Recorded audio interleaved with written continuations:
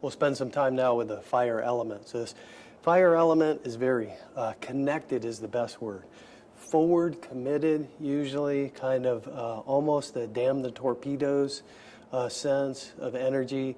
I frequently will say to folks that are parents, if you're a parent, particularly of a young child, and you're in one area and your child is over in another area, and someone threatens your child, there's probably nothing that would get in your way of getting over there to aid your child.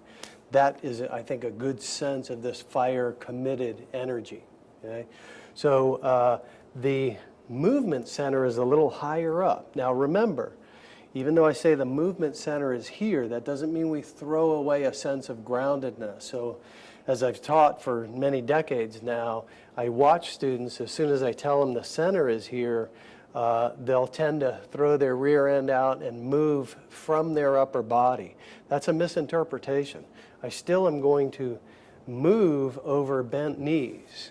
Okay? So there's a certain way that we move that we don't throw out the window because I have changed the energy center a little bit.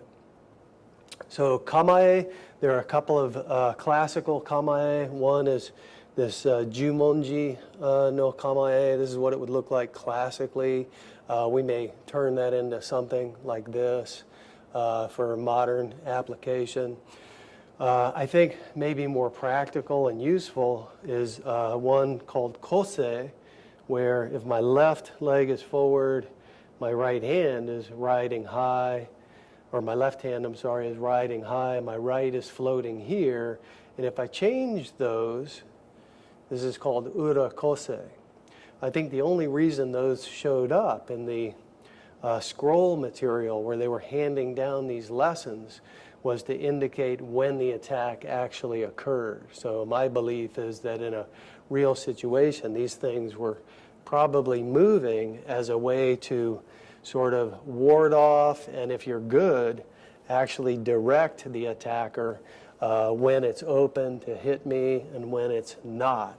That's another course, advanced stuff. We'll talk about how do I actually take some of the mystery out of the fight in another course. I'm going to get into your head, tell you when to attack, and maybe even how to attack in some cases. Right now, what's important is if you look at me from the side, is that your hips are forward, and I'm finding the edge of my balance. Okay? Directionally, fire energy is associated with forward movement, but usually not straight in. Sometimes, but usually not straight in. Usually I'm cutting 45-degree angles. So in this way, I become a little elusive to my attacker, even though I'm moving in forward.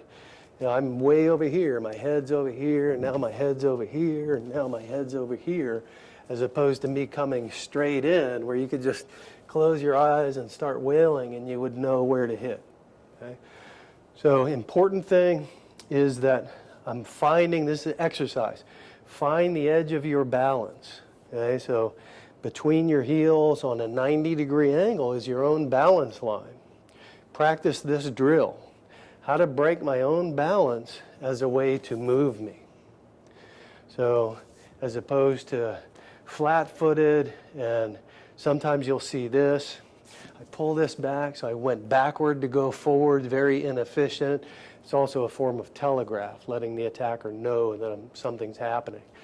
So if you can spend time fine-tuning this idea of I'm on the edge of my balance, I'm stable, I'm not like this. I'm on the edge of my balance by leaning over this knee, and if I just apply a little energy on my own balance line, my body will move naturally. Looks easier than it is. You actually need to spend some time with the drill and remember the angling. So if I do it from here, here's my balance line over there. I break my balance. My weapon is still attacking this target in front of me, but my body is moving from side to side on these 45-degree angles. So the next drill would be to add this natural speed idea to this angling and allowing gravity to move me. So this is where I need a partner. So again, my partner will do a standard cross footwork, stepping forward with the left, attempting to slap or hit with the right. So I could be in either a kose or an ura kose. As I sense he's about to move, I break my own balance and just reach out with that hand. Okay? So again, a lot of stuff in this drill. Watch, not so good. I'm going to use conventional speed and try to beat him with a conventional kind of a punch where I'm relying on tricep and arm muscles to create speed. It's a very different way to move where I lift from my shoulder, I align my bones, my hand gets there quickly in a natural way. Okay? So one more time, this would be this drill. Bang, maybe he backs up, he's going to hit again. Oh, he backs up, oh, he backs up.